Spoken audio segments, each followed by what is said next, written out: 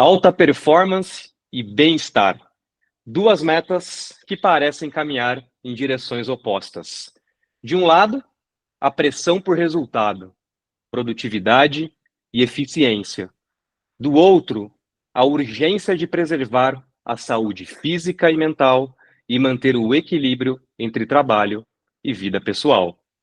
Mas será que as empresas estão realmente lidando com isso da maneira certa? Qual é o papel das lideranças como promotoras ou detratoras desse equilíbrio? E o mais importante, será que é possível alcançar resultados extraordinários sem sacrificar a saúde dos colaboradores? Sejam bem-vindos ao Entre Linhas SA e a pergunta que nos guia hoje será: é possível unir alta performance e bem-estar no trabalho?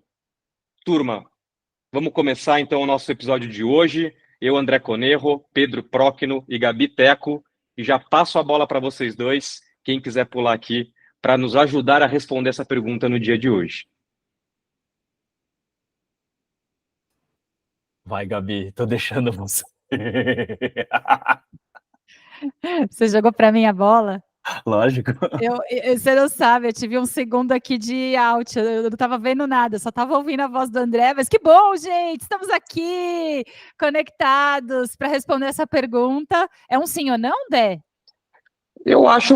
então vamos...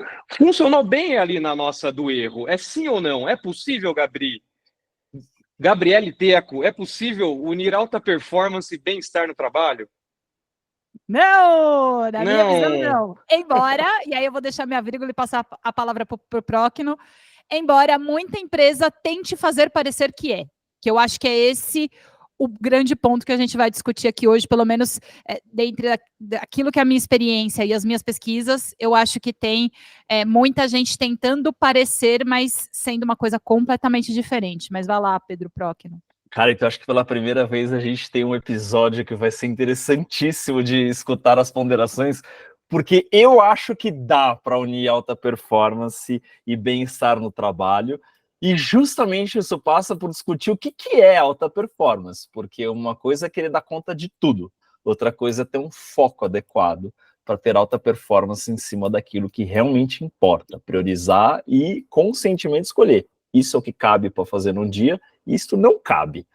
Segunda a sexta é trabalho, sábado e domingo não é dia de fazer home office, entendeu? Então, acho que esse debate vai ser interessantíssimo. Para mim, a resposta é que dá para encontrar isso, mas precisa de muito equilíbrio, muita cuca fria aí com gestores, líderes e empregados, funcionários também. Então a gente já tem uma tensão inicial, onde Gabi acha que não dá, e Pedro, gente, caramba, você blow my mind, assim, você me surpreendeu positivamente. O Pedro acha que dá. Olha que coisa boa. O Pedro vem do copo meio cheio, achei fantástico. E turma, queria fazer uma proposta para nós três aqui. O que vocês acham da gente começar minimamente buscando o que nós temos como significado, como semântica das palavras, ou enfim, das expressões alta performance e bem-estar? O que vocês entendem como essas duas coisas? Boa. Acho ótimo. Não sei se Proc não tem aí referências bibliográficas, mas lembrem sempre que eu sou o bichinho criado em startup, então a minha experiência é fazendo e sofrendo um pouco, né? Então, alta performance, na minha visão, e com base nas minhas experiências, é aquela nossa capacidade de atingir não só os resultados esperados, e eu acho que é por isso que a gente tem divergência próquino do que é alta performance, mas é o 120%, sabe? Que a empresa fala, tem a meta que é o 100 e tem o 120, 150, 180. O 100 é o esperado de você, porque se essa é a meta que foi proposta e combinada com a liderança, o 100% é o esperado de você. E aquele que dá aquela esticadinha, aquele A-player, tem vários nomes bonitos para isso, né? É o indivíduo que consegue atingir um nível de performance acima da média. Eu estou considerando como alta performance como acima da média. Se a gente vai para o conceito de bem-estar, eu acho que aí a gente tem uma amplitude ainda maior de conceitos para discutir, mas eu queria ouvir o Procno em relação à alta performance, Procno. Mas daí que tá o ponto, Gabi, para mim, cara. Ninguém tem 120% de um dia para usar, saca? A gente tem 100% do dia para usar. E eu acho que esse é o principal ponto para mim do por que dá para atrelar alta performance e bem-estar no trabalho. Eu acho que dá, mas a gente precisa passar por esse processo de rediscutir o que é essa régua que vai medir alta performance. Não dá para usar uma régua onde a gente quer fazer caber coisas que não cabem dentro de um dia, ou que são completamente irreais para a gente alcançar em determinado período de tempo. Então, para mim, isso passa necessariamente pela discussão do que são prioridades, quais são prazos adequados para a gente sair dessa doideira que nós temos que fazer mais com menos. Achei maravilhoso a fala do André no episódio passado, que é a famosa trocar o pneu com o carro andando. Cara, ninguém nunca fez isso porque não dá certo. Nem na Fórmula 1, que os caras são muito bons, eles não fazem isso. Eles param o carro por 2 segundos, mas o carro para trocar o pneu. E para mim essa é uma lógica fundamental. Acho que a gente, e também sou bicho criado de startup, ou eram startups, né, apesar de tamanhos completamente diferentes, Gabi, mas Uber era uma startup, Meta já não era quando eu estive lá, iFood segue dizendo que é uma empresa aí, enfim, com espírito de startup, mas as lógicas do que é possível fazer é que, para mim, estão deturpadas. Eu acho que se chegamos a um ambiente onde o foco da empresa ou do negócio é muito claro, onde ele é realista e pé no chão, onde ele está considerando as dinâmicas sociais e o dia a dia da vida, e a gente consegue adequar as prioridades e o que precisa ser feito dentro deste universo, a gente reduz distração. 2, a gente reduz a quantidade de temas que a gente precisa lidar, e isso é distração também, e também é um lugar que vai drenar energia para lugares diferentes, e ao ter menos quantidade de coisas para lidar no dia a dia, ou quer sejam nos bimestres, trimestres, quartas, seja lá a divisão que for, a gente consegue ser muito mais eficiente e efetivo, ter uma performance muito elevada, conseguir reduzir a quantidade de erros, de problemas que ficam pelo caminho, entregar produtos, serviços, revisões, planejamentos muito melhores. Isso leva a empresa para um patamar diferente. Uns 2 ou 3 meses atrás, acho que uns 2 meses atrás, eu estava escutando um podcast do MIT, que ele estava justamente discutindo crescimento de empresas e estava comparando nesse episódio do podcast, as empresas que têm crescimentos vertiginosos ano após ano e que em algum momento entram numa estagnação e daí os investidores ficam doidos e onde já se viu. E quando você começa a comparar essas empresas em períodos de 5, 10 anos com outras empresas que são as mais chatas, que são aquelas que estão crescendo 8, 10, 12% ao ano, sistematicamente, ano após ano, fim do dia, o crescimento é muito similar. Ou seja, dá para ter um crescimento linear, constante, mais organizado, e chegar num lugar muito próximo daqueles crescimentos doidos. Claro que você tem outliers para um lado e para o outro aqui, né? O André deve estar... Olha só. Assim, não, cara. Tem outliers. Mas isso faz sentido. E para mim, essa lógica principal, André, só para fechar, nós precisamos compreender que não dá para cumprir uma jornada de uma vida em um ano. Não faz sentido, não cabe. Então, isso precisa ser posto de lado, para daí a gente discutir alta performance e bem-estar no trabalho, porque eu acho que dá para adequar. Odé, você vai falar, mas eu só queria fazer uma comparação, Pedro Procno. Você é o quê?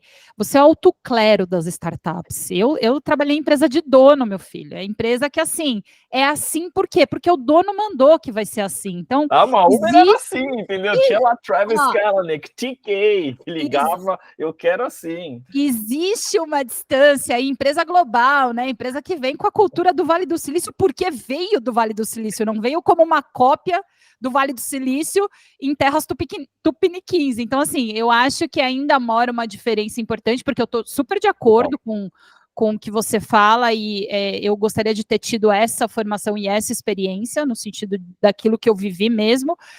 Mas quando eu te ouço falar, frente àquilo que eu também percebi nas empresas que eram mais próximas ali, o cenário era um ticadinho diferente, mas vamos deixar a André Canerro falar. Boa, Gabi, obrigado.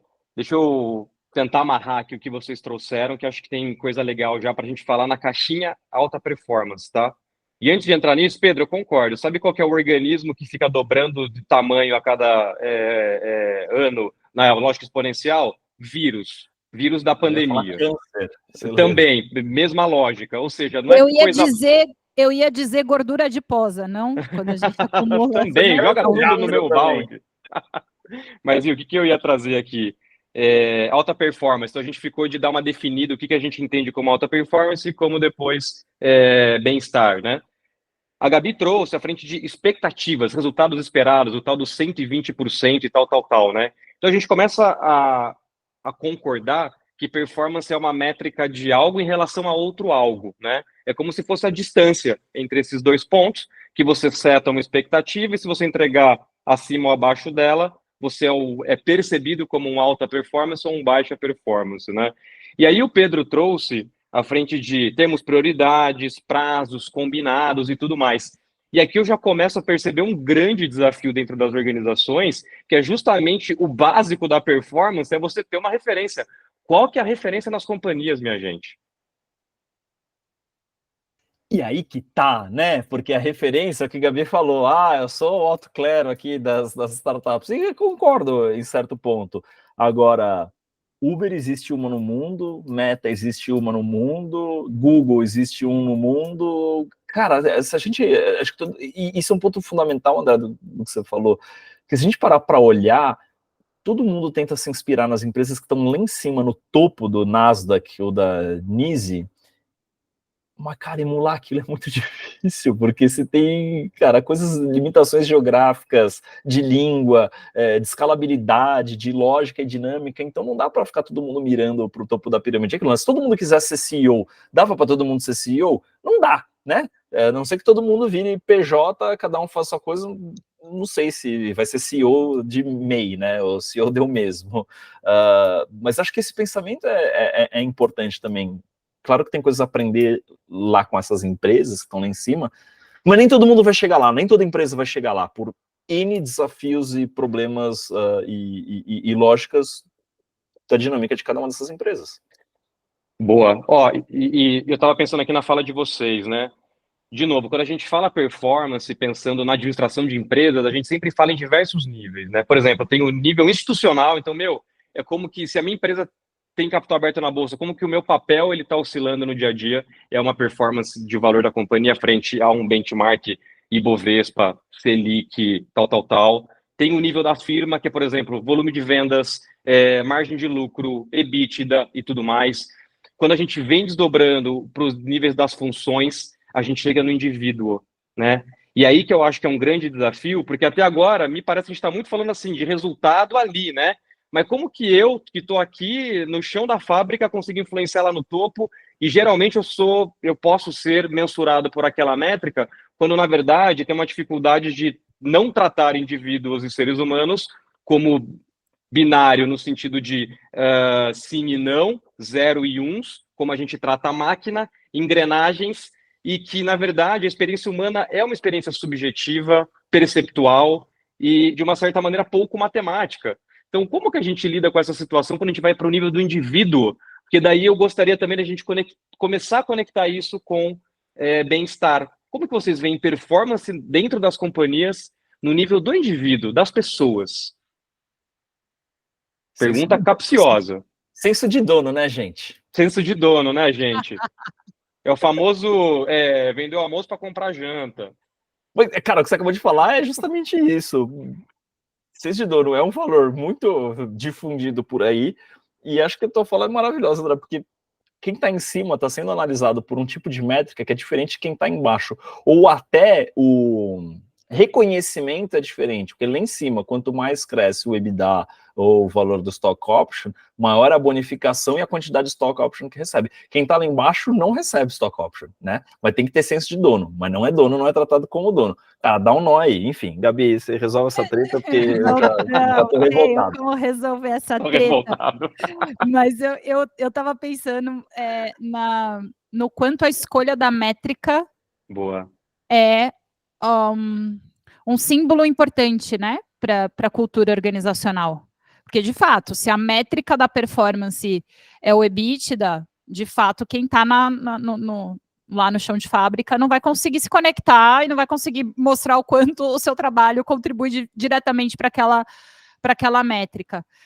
Então, eu acho que quando você fez a sua pergunta, Del, o que me ocorreu foi mais do que o indivíduo, o papel da liderança na tradução da métrica, né? E da referência do que é uma boa performance e do que é uma má performance. Que aí eu acho que a gente abre um outro campo, que é o quão mal treinados somos nas lideranças para discutir performance de uma forma racional, pragmática, e não só com frases inspiracionais de senso de dono, ou eu brinquei de alto clero e baixo clero, mas eu venho de um ambiente desses bem caricatos mesmo, sabe? De você, sei lá, a meta esse ano foi 100, ano que vem é 200. Tá, mas, né, por que 200? Da onde que a gente tirou esse número?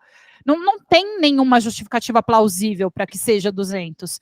E o desafio é, você constrói as suas metas, e eu construí muita meta dos meus times assim, do fim para o começo. Ou seja, eu preciso chegar em 200. O que eu preciso fazer para chegar em 200, aí é problema meu, entendeu? Tipo, dá seus pulos. A maior referência assim foi, dá seu jeito aí. E aí eu acho que é aí que a coisa escorrega na conexão com o bem-estar, que a gente já vai fazer já. Mas só para devolver que eu acho que, além da dimensão do indivíduo, que é uma questão, eu acho que tem a dimensão da liderança na tradução dessas métricas. Excelente ponto, Gabi. E então a gente começa a convergir que, de fato, né, para a gente ter performance ou discussões de performance, a gente tem que ter um parâmetro, um jeito de mensurar o que significa isso, né? Que muito disso vem do papel da liderança, sim. Óbvio que tem métricas objetivas, mas também vem um pouco das métricas subjetivas, né? E quando a gente vai ali para a literatura da administração, um dos grandes desafios, quando a gente vai para esse campo do estudo, que a gente chama de comportamento organizacional, é que, de fato, ocorre um fenômeno muito louco, que é o seguinte: a performance é o grande objetivo das firmas, né? Por que as firmas investem nisso, para ter performance? Por que as firmas tomam a decisão de fazer estratégia A e não estratégia B? Porque vai ter mais performance. Por que o fundo de investimento tal, ele está apostando naquelas teses de investimento e não nessas, para ter mais performance, e assim por diante, né? Mas daí começa a ter um negócio muito louco, porque para trás da performance tem o engajamento dos colaboradores, tem o turnover dos colaboradores, tem a saúde mental dos colaboradores, que inclusive baixa em turnover e teoricamente menos performance, e tem teoricamente, isso para mim faz muito sentido, profissionais que estão engajados, comprometidos e experienciando o bem-estar nas companhias, teoricamente eles performam melhor do que aqueles que não estão. Vocês concordariam com essa frase? Com essa colocação? Vai próximo. Tô colocando vocês umas puta roubada hoje, hein? Tá. Cara, de novo, tudo vai depender de onde estão sendo ancoradas as expectativas em diferentes níveis e como elas estão sendo traduzidas para diferentes níveis. Gostei do que a Gabi falou ali de uma coisa eu receber uma métrica top-down. Eu acho muito interessante isso, porque veja bem, quando a gente vai fazer planejamento, e eu já passei por alguns em diferentes empresas, normalmente eles começam de baixo para cima. Eu vi em alguns lugares, que é cada área, cada pessoa vai fazendo seu negócio, vai somando, não sei o quê, e chega num lugar lá em cima. Mas isso é uma doideira, porque Cada área ou cada pessoa vai por um caminho diferente e isso pode bater num lugar completamente diferente lá em cima. E aí alinha-se lá em cima algo, né? E daí isso começa a cascatear de novo. Ou então faço o inverso. O pessoal lá em cima define o que é e cascateia isso para a empresa. O que eu acho que faz um pouco mais sentido. Agora, quando você está usando essa lógica, vamos supor que subiu coisas, vai ser processado e descer, se você, ou simplesmente define isso lá em cima o que vai ser e cascateia, você, né, toma um famoso top-down aí na história, não adianta simplesmente a meta ser um número ou uma métrica para satisfazer o ego do dono. Que daí é irreal, é simplesmente um porque eu quero, porque eu acho que dá e tem que ser assim.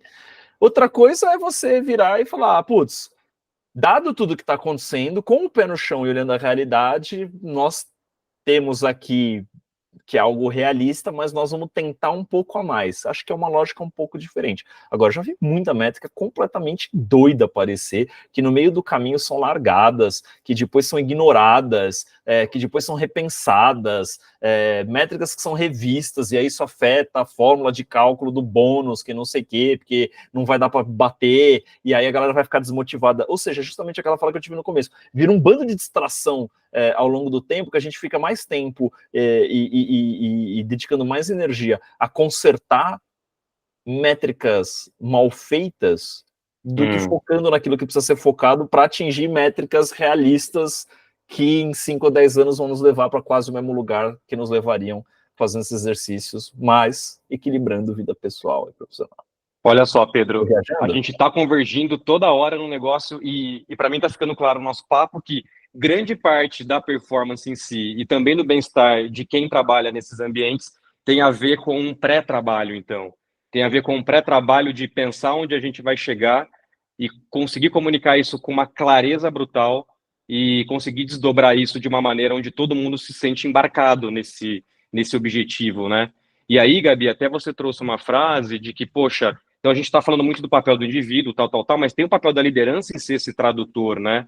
E eu não poderia concordar mais, porque a visão, setar a direção, é o papel fundamental da liderança e que é indissociável da estratégia. Tanto é que o primeiro passo quando você desenha a estratégia de uma companhia, o que é? É o farol dela. Missão, visão e valores. Por que eu estou aqui, onde eu quero chegar e o como eu vou chegar. E eu vejo, bom, quantas missões, visões e valores a gente já discutiu aqui, que não é só para fazer um negócio bonito e pintar na sala, né? Mas se tem uma desconexão entre o que a gente está decidindo, priorizando e fazendo no dia a dia, do que teoricamente ser o direcional da empresa, aí a gente já tem um desafio de performance de partida. Por quê? O objetivo já não está muito bem setado. E aí, como que pessoas que nunca atingem esse objetivo, porque ele não está bem setado, se sentirão nesse tipo de ambiente caótico, desorganizado, como o Pedro falou, cheio de ruído, né?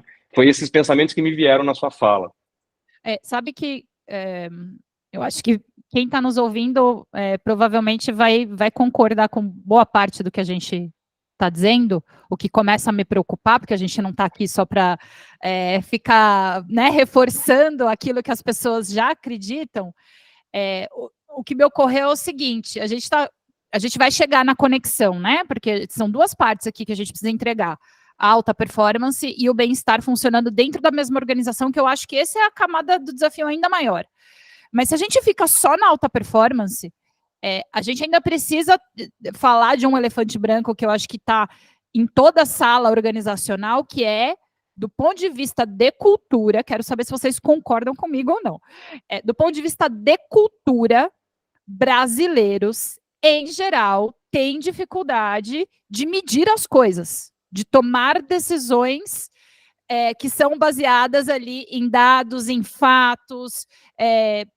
Eu digo isso porque, bom, de onde eu venho, isso é pior ainda, como eu já fui dando um exemplo, da minha formação não existia. Hoje a gente está numa realidade onde ser data-driven é uma possibilidade, inclusive para pequenas empresas, diante das ferramentas que a gente tem disponível, mas a gente é muito bom em ignorar as referências, as métricas, os números e tomar a decisão que a gente acha mais coerente. And onde isso complica na gestão, né? Já que a gente está falando de alta performance. Em tese, premiaríamos ou promoveríamos A-players que performam bem, performam acima da média, e aí o que acontece dentro das organizações? Princípio do Peter. Temos Volta o líderes medíocres. Volta o Peter na nossa vida. A gente vê gente que não é pessoas que de fato entregam alta performance sendo promovido. Aí dá um nó no meu cérebro, porque afinal, se é toda a promessa que a gente faz para todos os stakeholders da companhia, a gente traz esse elemento aqui que é um pouco bem brazuca. Não falando mal do meu país, mas já revelando aqui um pouco da minha crença, que eu acho que se a gente... Isso existe, também tem oportunidade para a gente mudar. Tô viajando, meus amigos. Olha, Cara, Gabi, posso só fazer um parênteses aqui, Pedrão? Desculpa, porque essa parte do princípio do Peter eu não contei para vocês naquele episódio que nós falamos de liderança medíocre. Sabe qual que é o lance, Gabi? É muito fácil a gente se perguntar daí, poxa, mas os gestores não sabem que quando você promove uma pessoa alta performance, ela tende a não repetir essa alta performance em cargos de liderança? Sabe qual é o pior? Sabe. O RH sabe. As pessoas que lideram essas áreas estudaram, elas sabem.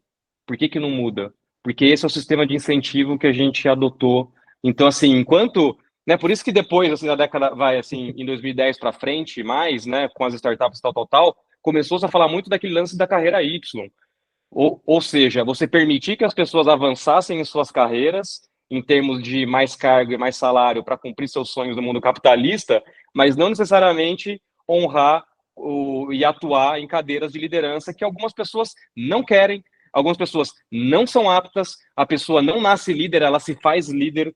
Então, tudo isso eu acho que está discutido aqui nessa nossa frente. Então, as empresas sabem, só que mudar o sistema de incentivo, caramba, e aí me vem uma imagem horrorosa que eu vou trazer para vocês, é que se a gente sabe e não faz nada, então seria a empresa um moedor de carne, onde eu coloco lá na base, tipo, desculpa a palavra, mas foda-se, aqui é a turma que carrega o piano, e aí eu vou promover mesmo, e tanto faz ser líder ruim, tal, mas eu tenho ali a cenourinha para incentivar essa turma a trabalhar para mim. E ali eu, como o alto clero, olhando para baixo. Eu tô colocando uma visão pessimista e um copo meio vazio, mais para a gente colocar mais uma pimenta aqui na nossa discussão, turma. Desculpa, Pedrão, vai lá. Imagina, eu adorei que vocês dois falaram e conectaram com o episódio do Líderes Medíocres, porque eu acho que tem tudo a ver este rolê. E aí meu pensamento aqui, vou pontuar algumas coisas para a gente ponderar. A primeira, eu acho que nós todos temos passagem aqui, e aí é uma bolha, e a gente vai ter que se forçar a olhar para outro caminho, foi passar por startups, empresas de tecnologia ou empresas de alto crescimento, coisas desse tipo. A gente não passou por... O André, você passou um pouco por negócios mais tradicionais, mais matriciais, etc e tal. E eu acho que essa gana de crescer a qualquer custo, veloz, bibi, bobó, bubu, está atrelada ao universo das startups, do mundo da tecnologia, e é aqui que mora essa gana e essa sede por fazer mais com menos e trocar o pneu do carro com o carro andando. Não sei muito como é que funciona isso em outros universos. Eu tive experiência em banco, mas eu era estagiário, eu era bem pouco experiente, lembro de algumas coisas, isso faz algum tempo já, melhor nem falar de tempos, porque, cara, era outro mundo, a instituição nem existe mais, foi vendida, etc e tal.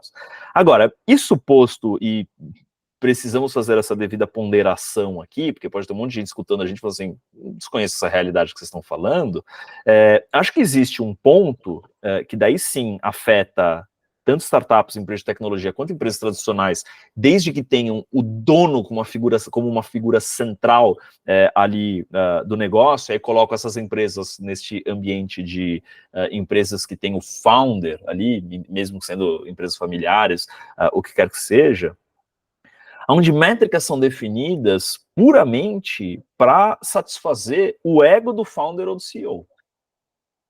E aí deixa de ser uma métrica realista, vira uma métrica egóica, porque este CEO, este founder, quer mostrar que ele é melhor do que o outro, e estou usando no masculino, porque normalmente são homens que estão nessa posição e usam isso, e tem um termo bem chulo aí, que cada um pode pensar de que homens fazem para mostrar que são melhores do que o outro, e isso puramente para sentar no clube do bolinha lá no fim do dia, fim do mês, fim do ano, seja lá o que for, e falar, eu cresci 10x, eu tripliquei meu EBITDA, meu valuation, não sei o quê.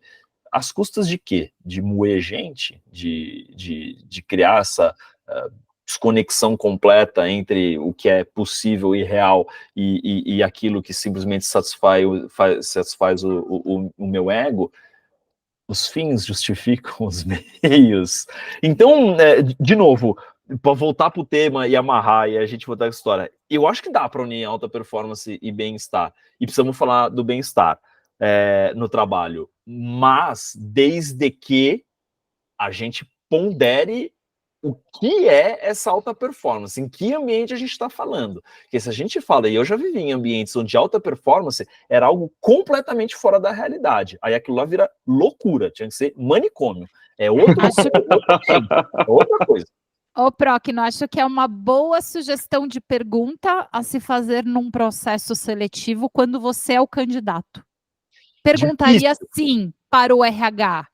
RH, o que vocês entendem aqui por alta performance? Olha essa pergunta. Talvez você perca a vaga. Total, é uma pergunta que eu já fiz para recrutadores em 2 empresas e trabalhei nas 2, e aí já estou entregando um pouco de quais foram, que era, vem sempre o RH e fala assim, não, aqui o bônus é de até 5 salários, 8 salários, seja lá o número que for, X salários.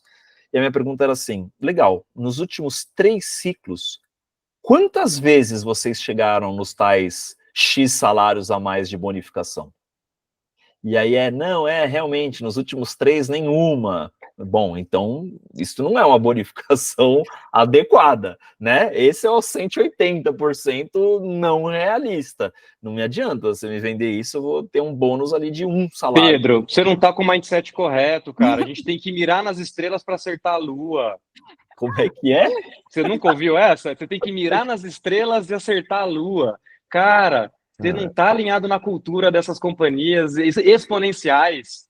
Pois é. Mas aí eu acho que entra, vou fazer a conexão, hein? Olha lá. Olha lá, tava esperando isso. Eu acho que entra esse problema de quando esse excesso de metas que estão mirando na Lua, estratosféricas que ninguém consegue atingir, esbarra ali no bem-estar, porque tem uma outra frase famosa que eu odeio, que as pessoas repetem muito, trabalhe enquanto eles dormem. Meu Que Deus conselho do céu. pior? Alguém tem um conselho pior que esse? Escritório de segunda a sexta, fim de semana, home office. Exatamente. Mas por que eu acho que isso é uma questão a ser discutida quando a gente já faz a conexão com o tema do bem-estar? Tem gente que compra essa ideia e aí desequilibra o ecossistema, porque essa pessoa vira a referência de alta performance. Mas eu já comprei isso, Gabi. Eu já fui essa pessoa. Mas eu tô falando na terceira pessoa, mas eu também fui essa pessoa, o Pedro Procno. Não tô falando que isso acontece só no... Ele tá apontando dedos aqui. Não, de forma alguma. Quando eu já atingi esse status algumas vezes de A-player do time, uma pessoa que tem um resultado muito diferenciado, era, assim, única e exclusivamente porque trabalhar era a única coisa que eu fazia da vida. Né? Na primeira fase ali, principalmente da juventude que você está começando, eu trabalhava de noite, final de semana, mesmo quando ia jantar num restaurante, falava, nossa, aqui podia dar um evento legal, você tá o tempo todo. E achava legal, achava que você era... O máximo, nossa, eu sou ótima. Eu sou especial. Eu sou muito especial. Então, aí vou passar a palavra aí, Débora, mas só para reforçar que eu acho que o bem-estar ele começa a decair quando as organizações usam as referências de alta performance em pessoas que estão dando não as suas 8 horas, estão dando 10, estão dando 12. E aí, quando a gente vai para a camada de liderança e vê líder mandando e-mail sábado às 11 da noite, você sabe que esse cara não tem vida, é o tipo de exemplo que você pega para você e você fala, então, para eu chegar no lugar dele, para eu ascender no status dessa organização aqui, do ponto de vista financeiro e de responsabilidade, eu preciso trabalhar. E ninguém fala isso, tá? Isso são a gente chama de contratos não verbais. Ninguém fala declaradamente sobre isso, mas você vê acontecendo. E a gente é bom de ser esponja, né? De copiar os comportamentos de alguém para chegar no mesmo lugar que esse alguém. Então, é onde a alta performance é ancorada em pessoas que não estão usando o mesmo tempo disponível, eu acho que é onde começa a fazer o bem-estar decair e vai para as cucuias. Vai lá, Dé. E o ponto que eu ia trazer, Gabi, fantástico essa sua amarração que você fez dentro aqui do nosso campo, né, da administração, o que você trouxe de contratos não falados, a gente chama de contrato psicológico, que é de fato uma expectativa ancorada em alguma coisa e que aquilo não está no seu contrato de trabalho e tudo mais, mas tem uma pressão dos seus pares, dos seus chefes, até dos liderados, de você exercer aquele nível de performance, e às vezes o mais louco é que nem é performance, né? E aí entra as piadinhas lá do, olá, o cara tá indo embora assim, que tá desmotivado. Imagina daí a mãe que precisa, de repente, buscar, ou o pai precisa buscar o filho na escola, não sai, e aí não consegue, e aí tem um desafio familiar por causa da piadinha do, olha lá, tá desmotivado, né? E acho que o mais interessante, quantas pessoas que eu não conheço, que já não estavam fazendo mais nada no escritório, naquela época de trabalhar mais presencial, mas ficavam só para não ir embora. Quantos profissionais que a gente não conhece que acham que movimento é resultado, quando na verdade não, resultado é uma coisa e movimento é outra coisa. Quantos profissionais que a gente não conhece que são profissionais em simplesmente ficarem ocupados? Eles estão ocupados ficando ocupados, mas estão enxugando gelo, achando que é alta performance. Ou seja, está remando para um lado, o barco não está saindo, está gastando energia e o resultado não está vindo. Vocês conhecem? Vocês têm essas histórias também? Porque eu tive muitas. Cara, enfim, Gabi, se você quiser falar, porque daí eu vou botar um outro elemento aqui na história. Pode pôr. Cara, Vai. People Analytics. Nós vamos tratar people como dado e botar todo mundo na mesma régua. Cara, não dá. Tipo, eu tenho uma vida, Gabi tem filhos, é outra, André tem uma filha recém-nascida, é outra. E aí acho que começa a morar um pouco desse lance da alta performance, que é isso, e entra a questão também da experiência e tal, mas o nível de energia que uma pessoa mais jovem consegue colocar em determinados tipos de negócios é uma pessoa mais velha, mas também o nível de valor que cada um agrega, que é distinto. Então, claramente essas réguas e métricas estão completamente desalinhadas. Por isso a questão de falar e alinhar, porque eu queria muito falar do bem-estar, porque eu estou querendo muito falar do que é bem-estar para mim, mas todo mundo tem coisa mais importante para fazer do que sentar a bunda e trabalhar, entendeu? Quer seja família, um hobby, uma coisa que quer fazer um filme, uma série, um livro que quer ler. Eu discordo muito dessa sua frase, tá? Por quê? Que todo mundo tem coisa mais interessante para fazer do que trabalhar.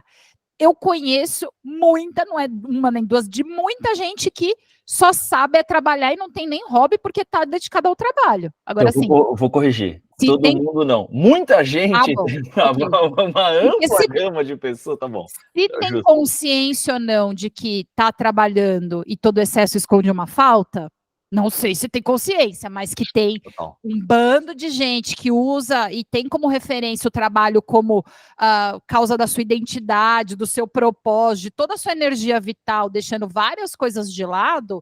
Puta, eu conheço e não tenho nem número da mão para contar. Mas daí só comprova justamente esse lance da régua, entendeu? Não dá para você falar, eu acho que tem que trabalhar 14 horas por dia. Cara, eu não acho, eu quero ser eficiente, entregar as coisas que eu preciso dentro de uma realidade. E aí, acho que começamos a convergir para o cerne do problema, que é como é que faz para ter uma empresa com todo mundo que entende a mesma maneira de mensurar sucesso ou alta performance, mas ter diversidade, diversidade de pensamento e de N outras diversidades que a gente precisa ter dentro das empresas e provocar inovação e por aí vai, enfim.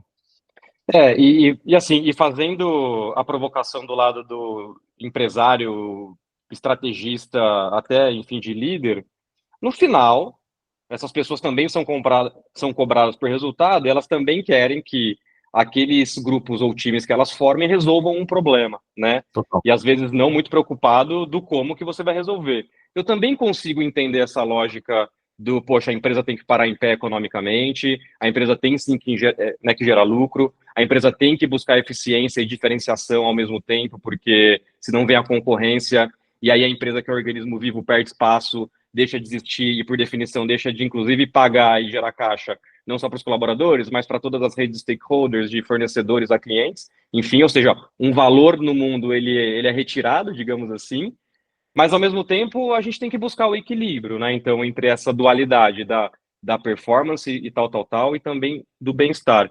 E agora eu queria, se a gente conseguisse começar a convergir, o que significa bem-estar, minha gente? Dentro desse conceito. Deixando de lado as pessoas que entendem que bem-estar é trabalhar 14, 16 horas por dia. E que pode ter e tá tudo bem. Tudo bem, de novo, tudo bem, desde que isso não seja tomado como verdade. Eu acho que isso é o principal ponto, né? A gente aqui quer muito ponderar, e nosso episódio piloto falou sobre isso, né? Sobre o discurso ponderado, mas no fim do dia é ponderação numa série de coisas. Tudo precisa ser ponderado que, de novo, pessoas têm vontades e necessidades e ambições diferentes, inclusive as mesmas pessoas com vontades e ambições diferentes ao longo da vida. Isso vai mudando dependendo do tempo de vida. Agora, o que eu acho razoável? Eu estava conversando com um cliente que é um alto executivo de uma empresa relevante do mercado essa semana, e ele falou: eu me mato de trabalhar de segunda a sexta, eu faço tudo para conseguir resolver e endereçar as coisas que eu preciso durante esse período, mas não me ligue de sábado e domingo, porque a minha família é muito importante, este tempo é sagrado, e eu vou viver isso com a minha família, com todos os projetos que a gente está construindo. E eu achei genial aquilo, mas achei também ao mesmo tempo complexo, porque você está tentando separar numa linha do tempo, o tempo que você topa se ferrar e o tempo que você topa, ou que você vai dedicar para a sua regeneração. E não necessariamente isso faz sentido estar alinhado. Ou é suficiente em última instância. De novo, minha psicóloga falou isso para mim uma vez, vários anos atrás. Cara, todo dia a gente acorda com uma carga de energia X e a gente vai gastando essa carga de energia ao longo do dia. Deixando de lado onde você gasta energia, se você dissipa energia, você não vai botar energia suficiente em nenhum lugar. Se você gasta muito e não recupera essa carga inteira, ao longo da semana você vai tendo cada vez menos carga para fazer aquilo. É a exaustão que a gente chega na sexta-feira e não vê a hora da caneta cair. Então, é importante, na minha concepção hoje, bem-estar eu consigo focar em entregar as coisas que eu preciso, eu estou endereçando as minhas necessidades mais básicas, ou seja, eu estou gerando renda o suficiente para endereçar as minhas necessidades mensais, que é pagar o aluguel, colocar comida em casa, eventualmente ter uma diversão no final de semana, estou conseguindo me relacionar com uma pessoa que mora perto de mim, quer seja minha família, e eu fiz esse exercício escrito, assim, o que são as minhas prioridades de vida, né? Então, primeiro vem a minha saúde, depois vem a minha família, depois vem os meus amigos, depois vem não sei o quê, os meus esportes, a mesma coisa, porque é aí que a gente começa a elencar e saber, e eu cheguei na noia de um ano, marcar quantas vezes eu tinha encontrado 3 dos meus principais amigos e amigas ao longo do ano, e tinha sido, tipo, 4 vezes. Eu falei, cara, tá errado, na minha concepção, tá errado. Boa. Eu encontrar essas pessoas pelo menos uma vez por mês.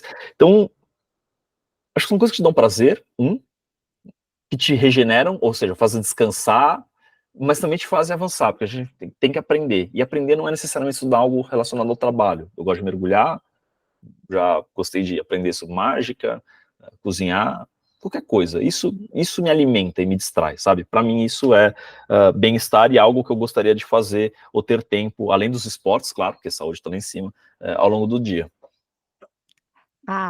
Próquino, vou te pegar agora, hein? Presta atenção. Esse faz sentido.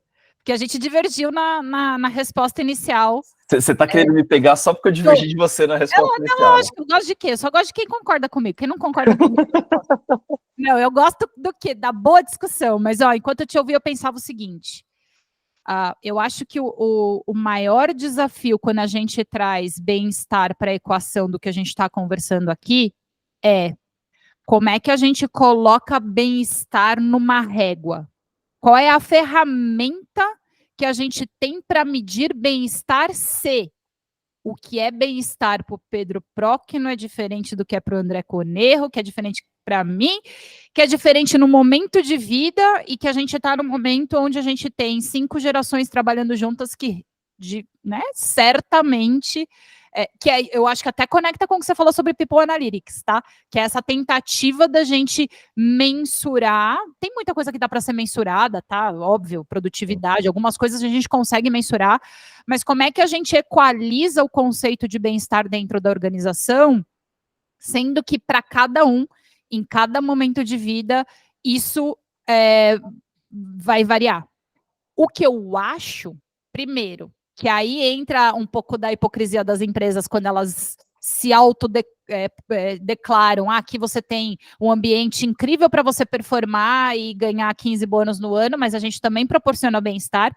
Quando a gente vai escarafunchar a vida da empresa, normalmente você vê que é um programa ali de saúde mental, algum benefício, uma sala de descompressão, sendo que ninguém está querendo e nem está disponível a conversar sobre os motivos pelos quais as pessoas estão se sentindo comprimidas. Então, eu acho que tem uma maquiagem ali que eu acho que é complexa, e quando eu falei que eu ia te pegar, para mim esse é o ponto, assim, não dá para a gente falar de bem-estar e alta performance dentro da organização, uma resposta simples, justamente porque há muita divergência, e se é muito complexo, as empresas vão tentar simplificar o assunto, né? Que bom que a gente viu o assunto saúde mental crescendo nos últimos anos, mas quando você vai olhar no detalhe o que está sendo feito de fato para que as pessoas tenham uma sensação de que o trabalho não atrapalha a vida delas, cara, a gente encontra pouca coisa consistente, tá? Olha, Gabi, aí eu acho que você começa a trazer um prisma muito legal e conectando com o Pedro, né, que ele verticalizou a experiência dele trazendo, poxa, para mim o importante é encontrar meus amigos, para mim o importante é mergulhar e tal, né? E você agora trouxe uma provocação de horizontalizar essa experiência, de caramba, pera lá, cada um vai ter uma questão, né? E aí eu queria trazer uma reflexão, porque para a Gabi que está se formando como uma terapeuta, né, em psicologia e tudo mais, não é verdade, Gabi? Está estudando isso? Não. Então, calma, eu menti. Fake news, desculpa. Estou só fazendo um curso de introdução à psicanálise, super iniciante, mas eu sou analisando há mais de 10 anos, então eu tô biruta faz muito tempo, entendeu? Eu tô aqui na luta para... O Freud ali atrás dela, André. Ali com o Pedro, ela faz com o Pedro. Incrível, sabe o que é? Quem traz conceitos freudianos é Pedro, ele que falou de ego. Da outra, vocês falaram sobre outros conceitos. Vocês que estão invocando Freud aqui, eu deixo. É verdade. É que ele está aí presente, a gente fica vendo, está de costas para ele. Freud está de frente para ele. Freud explica, mas não resolve, tá, gente? Você precisa ir na terapia para resolver. Boa. Mas agora deixa eu trazer o conceito do Martin Seligman. Vocês já ouviram esse cara? Vocês sabem quem é da psicologia positiva? História longa curta. A terapia, a psicologia, até a década de 90, mais ou menos, ela sempre foi focada na doença, no sentido de vamos entender quais são os padrões de pessoas que sofrem de alguma mazela mental, psicológica e tal, e tentar estancar o sangramento. Tirar essa galera da... E eu tô longe de ser um especialista, tá? Só tô falando o que eu sei, e que tá longe de ser todo o ângulo da verdade, mas tem uma psicologia até esse momento, ela estava focada em fazer esses estudos para estancar e sair debaixo da linha d'água, chegar no zero, chegar no neutro, fazer com que pessoas que não estavam bem, com depressão, ansiedade, síndrome do pânico, e aí coisas mais graves como desvio, sei lá, associativo, esquizofrenia e tudo mais, chegasse numa vida boa de ser vivida e saísse daquele ponto de sofrimento, né? E aí começou uma outra linha da psicologia, que aí a gente chamou, olhando para trás, de psicologia positiva, e hoje um dos caras mais relevantes é o tal do Martin Seligman. Eles inverteram a pergunta. Ele falou assim, caramba, beleza, a gente estudou a doença, vamos estudar quem de fato está se sentindo muito bem, quem de fato está se sentindo feliz, e aqui eu não estou propondo que felicidade e bem-estar seja a mesma coisa, mas a Gabi fez uma pergunta muito boa do com que régua que a gente mensura isso, né? E para a psicologia positiva, eles conseguiram construir esse construto, que chama esse conceito, chamado felicidade, em 3 felicidades, que era a felicidade prazerosa, aquilo que a gente tem no dia a dia, de, ganhar um aumentinho, um tapinha nas costas, compra um apartamento novo, compra um carro do ano, vai viajar para não sei o que e tal, e a gente sabe que esse prazer, que é completamente conectado com o jeito que o ser humano foi evoluído pela evolução natural, ele é passageiro. E quanto mais a gente busca esse prazer, mais ele foge da gente. É daí, inclusive, que vem o vício, né? Depois, eles também identificaram uma frente da felicidade que eles chamaram de vida engajada, que veio, inclusive, uma palavrinha que está super na moda, que as pessoas usam para tudo e qualquer coisa, mas não entendem o quando elas usam, tipo a empatia, que é o tal do flow, o estado do flow. O estado do flow, o que foi entendido, é quando você, como indivíduo, está verdadeiramente utilizando seus dons e talentos a maior parte do tempo. E aí você entra nesse estado onde você se sente útil, onde você de fato não vê o tempo passar, onde você de fato está engajado naquela atividade. E eu já vou explorar um pouco mais, porque essa eu acho que é super interessante. E depois vem o que eles chamam, desculpa, gente, de de meaningful life, que é você de fato ter propósito na sua vida e tal, tal, tal. Então a felicidade, para a psicologia positiva, tem essas 3 frentes. Mas olha só que interessante. Em um dos conceitos dessa quebra, que é uma vida engajada, tem a ver com você ter conhecimento como indivíduo dos seus dons e talentos e colocar a serviço dele. Gente, eu não sei quanto vocês, mas nas minhas avaliações de performance em empresa, sempre me vieram, inclusive, feedbacks faltas. E não o que eu faço bem pra caralho.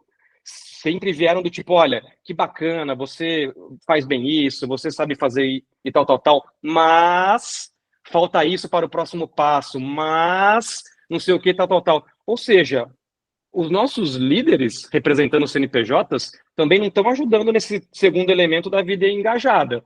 Porque se eu sou cobrado para fazer algo que não sou bom, temos um problema aqui em termos de engajamento, felicidade, well-being, assim por diante. Ou então simplesmente largam para o momento da avaliação de falar isso você faz bem, isso você faz mal. E ao longo do semestre todo, que normalmente são semestrais essas avaliações ou anuais, é só ferro, ferro, ferro, ferro. E você fala, cara, tipo, eu tô... Daí que síndrome do impostor vem da oi, morar em casa, traz, né, o travesseiro e fica ali. E é uma doideira. Eu tava, enquanto você falava, André, do Seligman, a Gabi já tinha dito uma coisa, eu tinha anotado aqui, que na parte do bem-estar no trabalho, é natural que as empresas fiquem olhando para o sintoma. Meus funcionários não estão bem. Então, eu vou dar aqui um vale psicóloga, que você liga lá no 0800, é uma pessoa com uma baixíssima capacitação e zero problema, ela foi posta lá e está se capacitando, não estou dizendo, né, não estou individualizando isso, e vai lidar com os mais diversos problemas de forma pontual, como se você conversar uma horinha com uma pessoa, resolvesse problemas da vida, né? Então, isso é sintoma, é o Vale Rivotril, né? Toma aqui, vai lá, toma esse negocinho aqui e fica bem, a gente quer que você fique bem, toma aqui um remedinho, né? E a gente tem que olhar para a causa. A causa são as métricas ou as metas inalcançáveis, que não fazem o menor sentido, que estão muito além do real, do realista, times que sofrem cortes ou layoffs, igual a gente viu, e que diminuem de 10 para 4 pessoas e tem que entregar a mesma coisa. Esse dimensionamento todo, não, temos que fazer mais com menos. Gente, desculpa, isso começa a virar para mim uma completa desconexão da realidade, o que retorna para o ponto inicial. Acho que dá, desde que a gente viva com o pezinho no chão, né? Que a gente entenda os recursos que a gente tem, os objetivos são realistas e eles são pensados dentro do ambiente que vai ter. Não sei por que alguns líderes ou executivos, founders e CEOs querem acumular tanta riqueza nessa vida. Vão fazer o quê? Igual os faraós, vão enterrar junto lá negócio para ver se leva para o afterlife.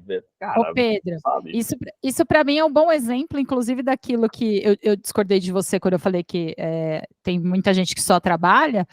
Eu me questiono isso, assim, como é que tem esses grandes empresários, gente que já são riquíssimos, não tem necessidade de trabalhar para se sustentar, enfim, já tem tudo, mas o cara continua, ou a mulher continuam trabalhando 10, 12, 15 horas e dando isso como exemplo para a organização, né? Como se essa fosse a referência, a régua para medir a performance. Eu realmente não consigo entender, é algo que me causa muita curiosidade, tendo a acreditar que todo excesso esconde uma falta. Então, o que esse cara não tá, essa pessoa não tá querendo olhar para dentro de casa, para dentro da própria vida, o que falta nela mesma para ela estar depositando no trabalho toda a sua fonte de energia.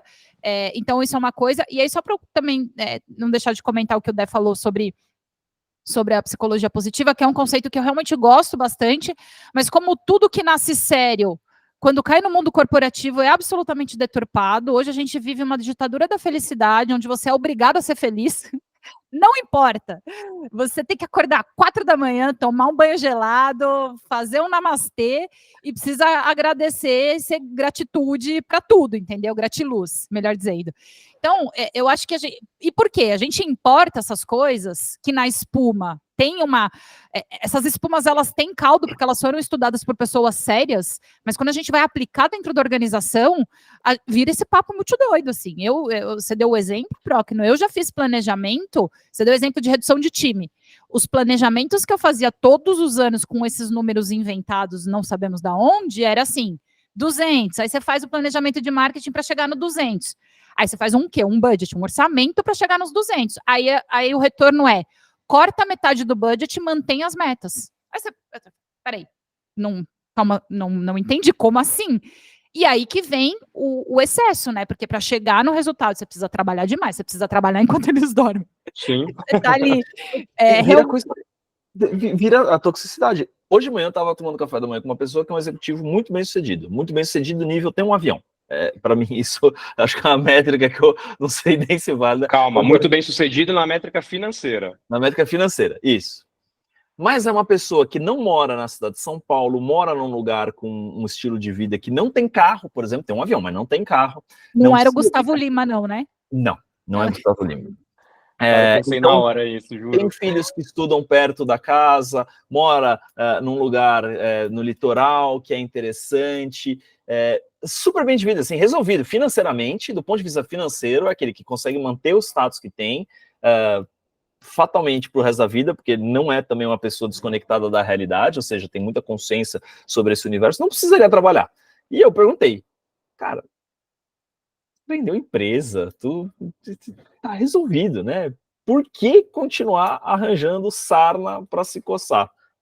E ele falou, cara, não consigo. Fiquei um mês parado, me sinto um inútil. Então, beleza, compreendo, ok, zero problema. Você quer continuar? Ótimo. Agora, né, vamos daí adequar a realidade de todo mundo que está envolvido nessa jornada junto contigo, porque não dá para ficar... não consigo ficar parado, vem aqui, vamos moer gente. E, cara, nós somos o país...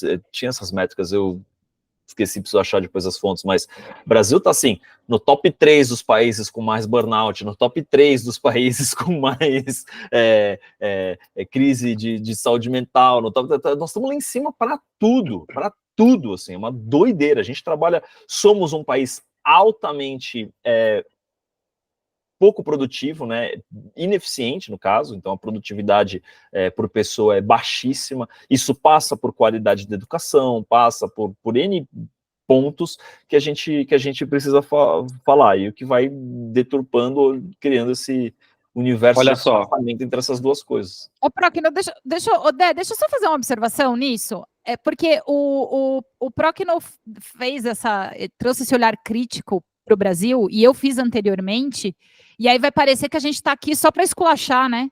Só para lacrar, e na verdade é exatamente o oposto. A gente fala do que está ruim, a gente fala do que está errado, justamente para a gente tentar buscar caminhos para viabilizar algo que seja mais equilibrado, né? A gente acredita que dá para fazer. Se a gente não acreditasse, a gente nem estava gravando isso aqui, gente. Porque, dá trabalho, tem que fazer um monte de coisa, a gente fica se cobrando aqui um monte de coisa, mas a gente está discutindo esses assuntos polêmicos das organizações porque a gente entende que tem espaço para melhorar e que, se melhorar, vai melhorar a vida de todo mundo, inclusive a nossa, tá? Então, a gente critica sim o Brasil, mas a gente está aqui porque a gente acha que dá para fazer diferente. Vai lá, Dé. E mais do que isso, Gabi, acho que não está nas mãos de uma só pessoa mudar isso, né? Não estamos falando isso esperando que quem está nos ouvindo aqui faça, não, amanhã eu vou fazer diferente, vou mudar a realidade da minha empresa. Cara, não, é um passo de cada vez, é uma coisa de cada vez, é tentar ponderar e ir ganhando esse espaço a pouco para a gente criar um movimento, que acho que é o que a gente quer aqui em última instância com Entre Linhas, que é fazer esse movimento que vai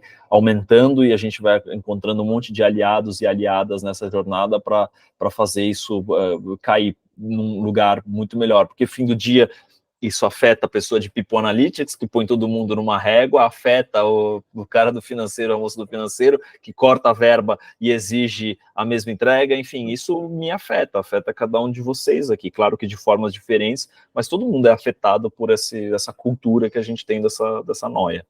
Lógico, e o ponto que eu ia pôr aqui, turma, nesse seu exemplo que você trouxe, Pedrão, só um exemplo, enfim, caricato, óbvio.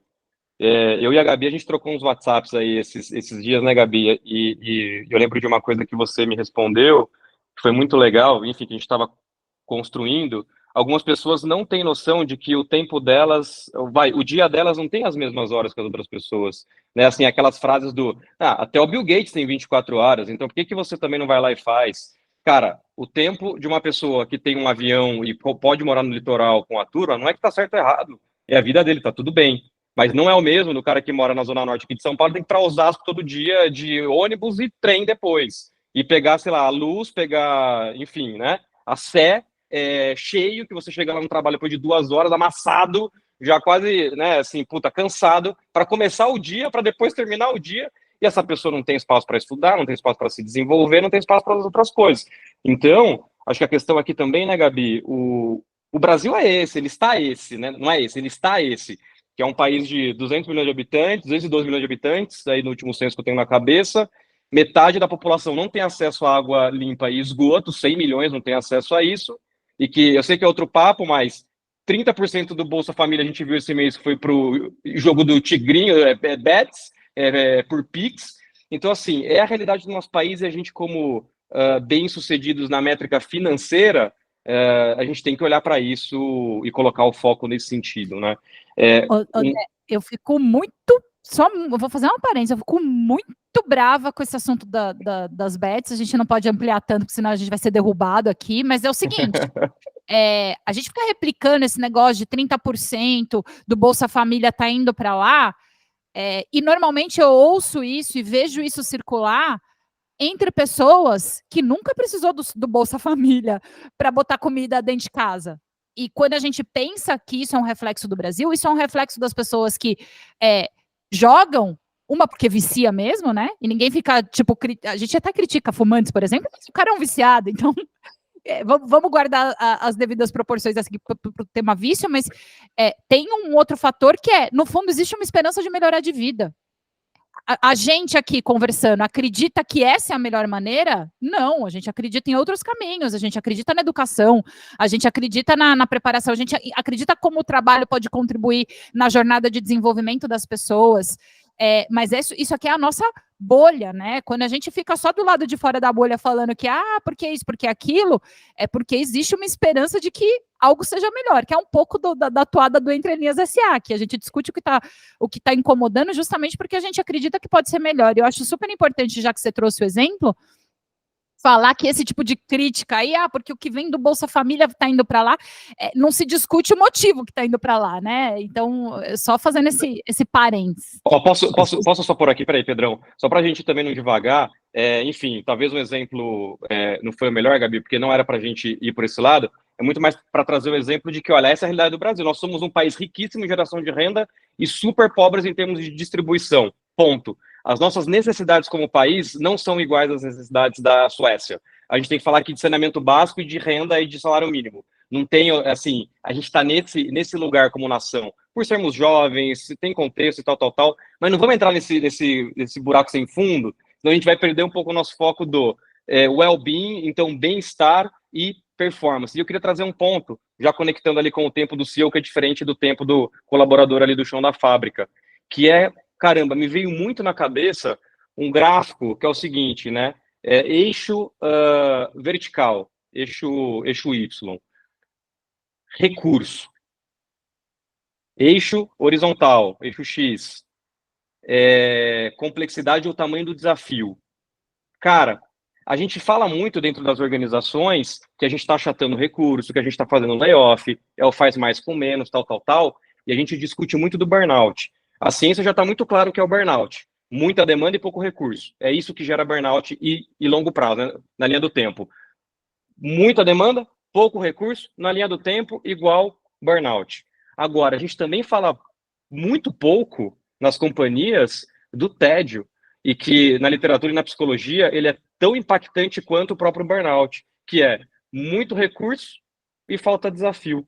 Vocês já passaram também por cenários de tédio, morosidade, já viram isso acontecer no ambiente de trabalho e tudo mais? Porque isso impacta brutalmente o bem-estar das pessoas também. Né? Para mim, de novo, que nem caviar, nunca vi. Você troca o burnout por um tédio. E que eu acho que é uma questão, tá? Ontem eu estava almoçando com um executivo e ele tá numa organização dessas mega gigante, incrível, admirada, que ele falou, cara, tô me adaptando, mas tô sofrendo, porque falta desafio ali. Então, eu entendo que seja o outro lado da moeda, eu só acho que é desproporcional, tá?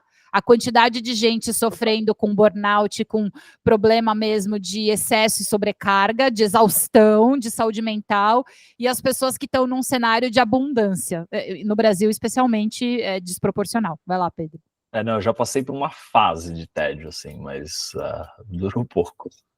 Mas era isso, acho que até dava para animar um pouco mais o dia, sabe? Mas, de novo, na minha realidade, a empresa tinha bastante recurso, era algo que era totalmente plausível, mas, enfim, momentos, e zero problema, acho que é parte da vida. Agora, acho que quando tá quieto demais, é aquilo, o comodismo...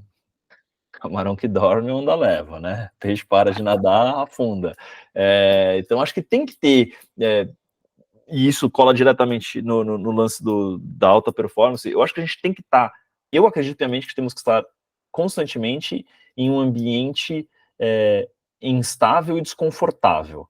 Instável e desconfortável, aí nós vamos ter que botar uma régua para dizer, eu não acho que tem que ser absurdo isso, sabe? Não é instabilidade plena, tem que ter algum nível de instabilidade para manter a gente em movimento, algum nível de inquietação para forçar uma inovação, um processo de avançar sempre. Acho que essas coisas, de novo, em níveis saudáveis, nos proporcionam aprendizado, crescimento, desenvolvimento, inovação, que é o que vai levar para as metas no fim do dia e proporcionar aquele crescimento perto dos 2 dígitos ali baixo, mas que não vai estagnar a empresa, ou que não vai virar vou usar um péssimo exemplo aqui, mas vai virar uma repartição pública, que é o que a gente costuma dizer.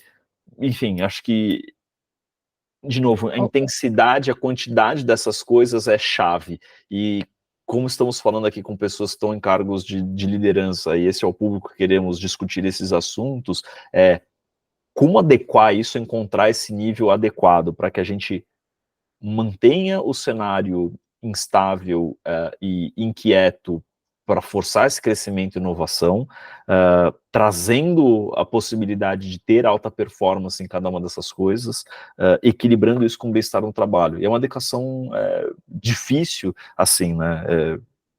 Enfim, vai lá, Gabi. Eu acho que o bom das nossas perguntas é que elas não são... elas não têm respostas fáceis, e às vezes, eventualmente, a gente vai se contradizendo enquanto a gente vai falando e pensando, e eu acho que isso é muito positivo, porque demonstra, de fato, o grau de desafio que a gente tem de equalizar, né? Quando a gente fala quando eu te ouço falar, Pedro, sobre a importância de ter um ambiente instável e desconfortável, eu concordo, porque eu acho que é assim que a gente se movimenta. No extremo oposto disso, né? Quando a gente eleva muito, se a gente considerar que uma certa instabilidade e um certo desconforto na minha realidade, que tem uma condição ali de privilégio, etc e tal, ela vai ter um impacto e alguém que, como o Ded deu de exemplo, que se desloca, que não tem tempo para estudar, que está tentando satisfazer as necessidades básicas ali na pirâmide de Maslow, cara, não sei se a gente precisa oferecer mais instabilidade e desconforto, porque o Brasil já está pronto nos oferecer de prato cheio isso, né? Então, eu acho que é esse. Quando você fala da gente não cair no fundo do poço aí daquela discussão que estava correndo risco de descambar, eu acho que essa discussão tem tudo a ver com o assunto, porque tem a ver com o conceito de bem-estar.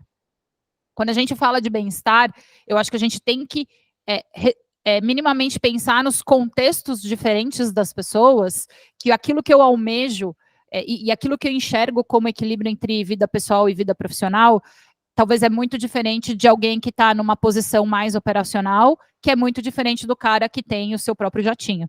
Então, eu acho que esse desafio de equalizar, já que é muito difícil da gente entender qual é a resposta, a gente pode falar daquilo que não é a resposta. O que não é resposta?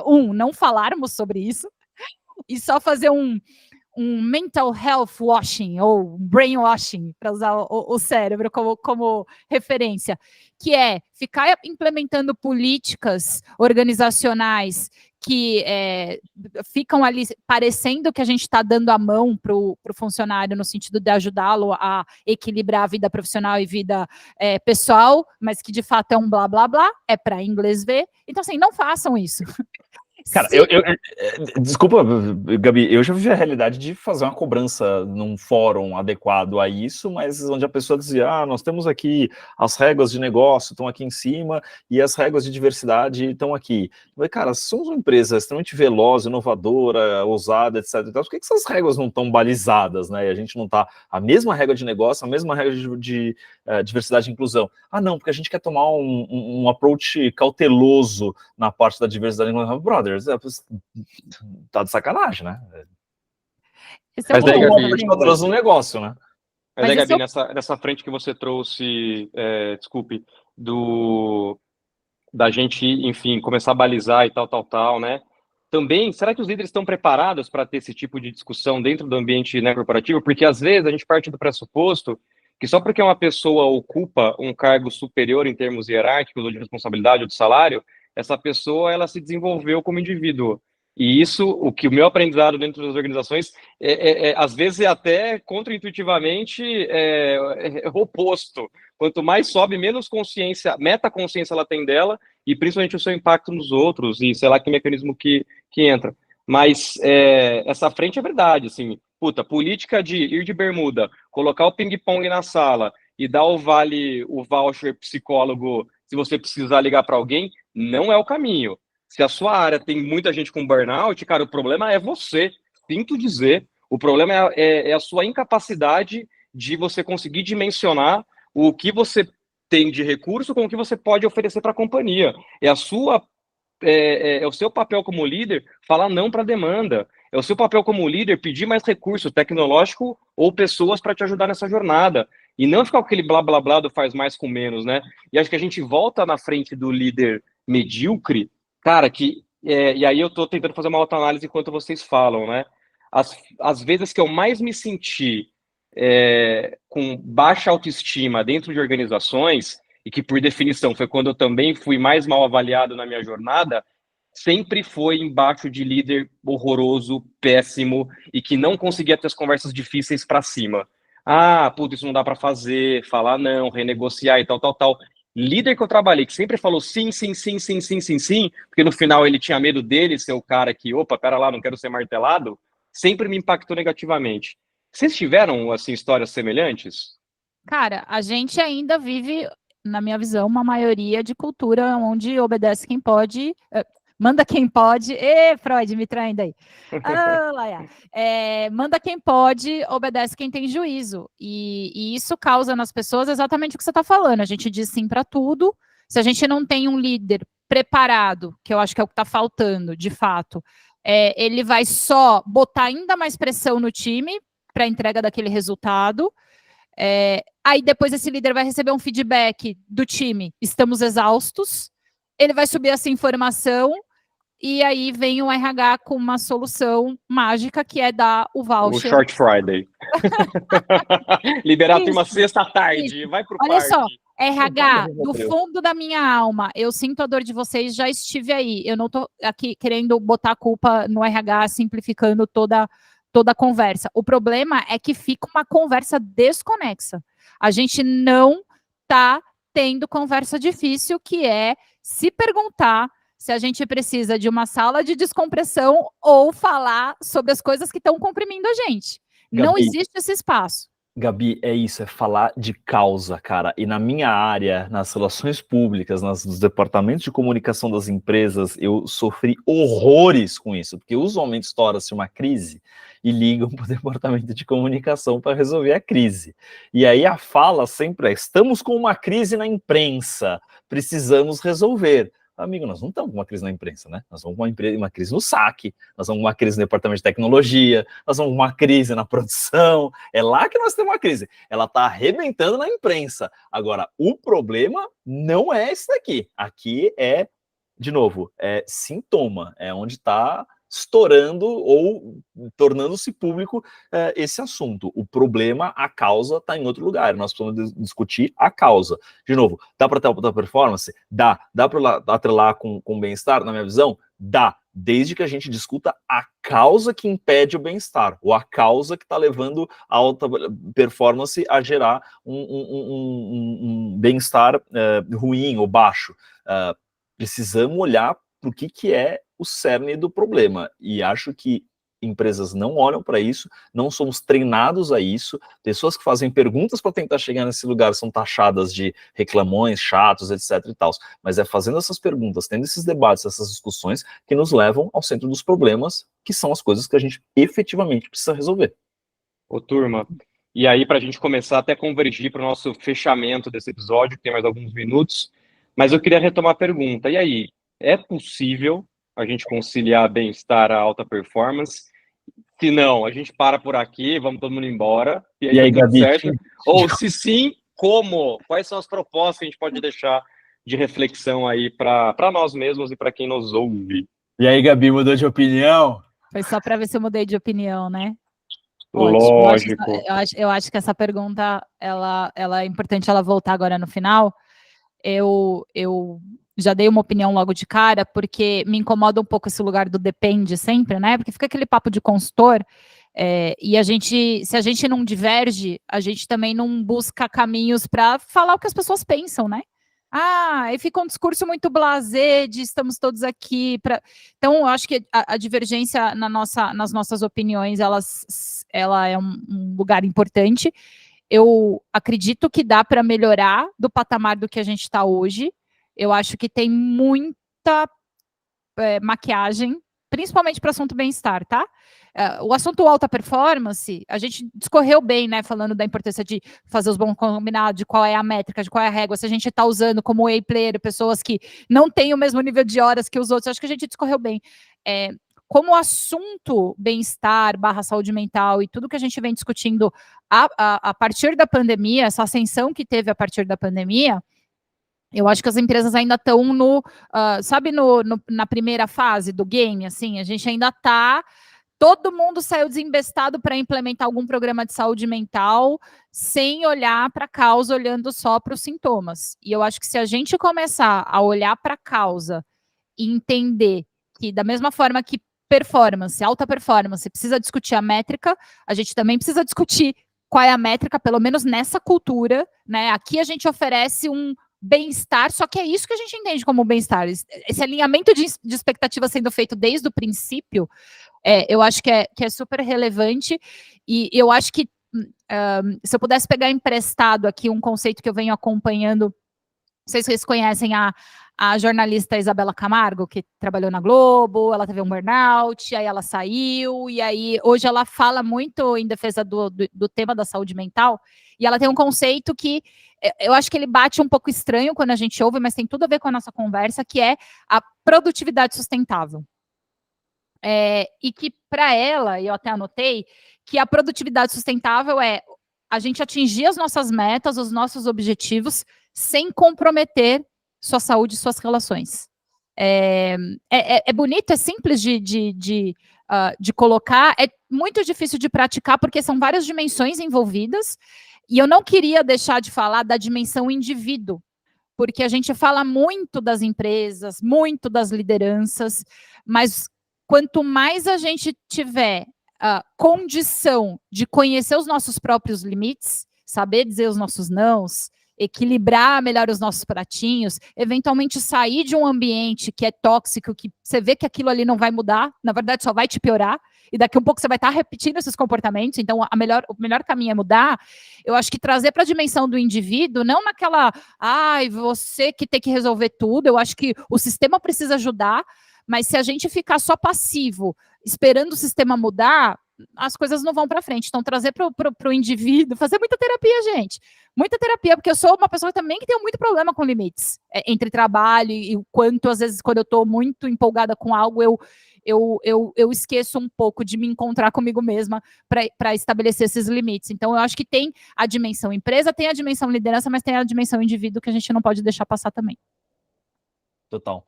Eu corroboro e tinha falado um pouco disso, né, André?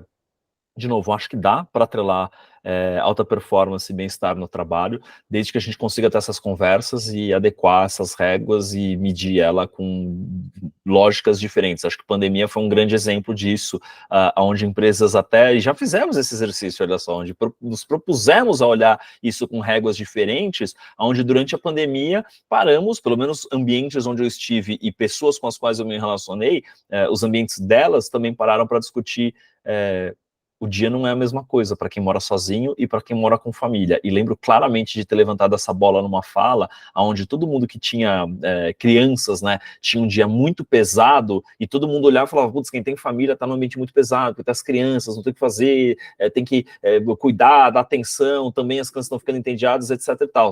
E aí, depois de alguns meses de pandemia, eu virei e falei assim, cara, eu tô sozinho. Vocês têm um monte de interação social o dia inteiro, e isso prejudica. Eu não tenho nenhuma, né, física, e isso também prejudica, são coisas completamente diferentes. E aí começamos a falar um pouco sobre esse ambiente. Então, de novo, precisamos olhar a causa, o que está acontecendo, olhar a causa quando definimos essas métricas que precisam ser atingidas e o que vai possibilitar alta performance. A gente tem muita coisa para fazer, muita distração, isso prejudica a alta performance. A alta performance precisa ser um pouco sobre foco, disciplina, tem uma série de coisas aqui que precisam prestar atenção, e se a gente tem elementos que jogam contra esse ambiente, isso fica prejudicado, vai bater em bem-estar e essa equação não vai fechar. Isso precisa ser pensado em nível individual, de equipes, de departamentos e corporativo. Então, tem diversas óticas que precisam parar em pé aqui nesse ambiente. Excelente, Pedrão, obrigado. Assim, o bacana é que vocês dois trouxeram elementos, propostas, reflexões sobre todos os níveis, né? E o que me fez pensar, e nos níveis do indivíduo, do grupo, da empresa, da sociedade, se você parar para pensar, né? Do país que você mora e assim por diante. E todos os fenômenos sociais, eles dependem do contexto no qual nós estamos, né? E a empresa A é diferente da empresa B. Então, acho que o bonito, inclusive, das nossas provocações e o bonito de passar por uma companhia e, enfim, vivenciar lugares diferentes é que não tem resposta pronta. A gente tem que construir, né? E você só constrói, até voltando um pouco com o nosso episódio anterior do Há Espaço para Erro, cara, se você topar iniciar uma jornada onde você não vai estar certo. E você, para evoluir, precisa receber inputs do meio para você ajustar a sua rota, né? Então, eu percebo sim essa frente que vocês também refletiram, de que acho que o input bottom-up, né, da base da pirâmide para cima, ele tende a não acontecer, e quando acontece, ou ele morre em alguma área, ou nenhuma ação é tomada. Então, talvez uma das minhas provocações seria, cara, se tem alguma coisa latente vindo com frequência, e você ocupa uma cadeira de liderança, tem alguma questão ali que tem que resolver. E não é do indivíduo, talvez seja algo mais sistêmico, né? E para mim tudo acaba caindo na capacitação própria, na autorresponsabilização, tanto de temas que a gente aprende em escolas de negócio, estratégia, como que eu monto bem um objetivo, como que eu desdobro isso para baixo e tudo mais, como que eu equaciono bem o meu time em termos de capacitações, em termos de recursos e assim por diante, mas no final, gente, isso não substitui em nada a gente se desenvolver como ser humano, né? Que no final é o que o Pedro também trouxe, cada indivíduo é um indivíduo e cada um vai ter uma necessidade. Um está passando um desafio que está sozinho, o outro está passando um desafio que convive com os filhos e também é outro tipo de desafio que tem que ser honrado e respeitado. Nenhum é maior do que o outro, ambos são importantes, né? Então, acho que essa humanização do ambiente de trabalho, de uma certa maneira, ela é fundamental para a gente conseguir unir, me parece, né, a alta performance ao bem-estar. E que, se a gente parar para pensar, nesse sentido, bem-estar é uma vantagem competitiva, então. Se até as pessoas que chegaram até aqui e não acreditam nessa baboseira que a gente falou, cara, se a gente concorda que ter um ambiente saudável, seguro, onde as pessoas se sentem pertencentes, não vai te gerar vantagem competitiva, porque essa pessoa não vai sair da sua empresa, do seu grupo de trabalho, porque ela adora trabalhar lá, caramba. Então, vamos por esse prisma que também, pelo menos, você vai estar ajudando as pessoas. Talvez não pela métrica mais correta, mas pelo menos o saldo está positivo, né? Muito bom. Concordo, é uma vantagem competitiva. Acho que equilíbrio entre alta performance e bem-estar torna-se sim uma vantagem competitiva no longo prazo. O negócio é uma maratona, não é uma corrida, né? É uma maratona. Muito que bem, muito bom. Gente, obrigado, muito bom estar com vocês mais uma semana aqui no Entre Linhas SA. Se você gostou, vou fazer esse papel que a Gabi fez no último episódio.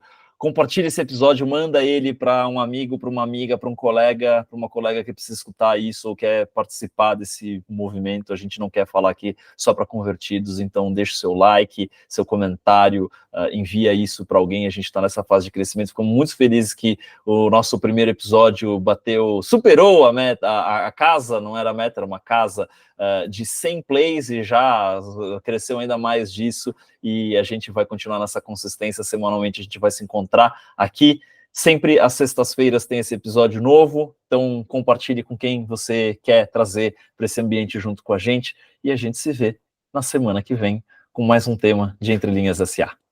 Uhul! Tchau, tchau, gente. Até a próxima. Valeu!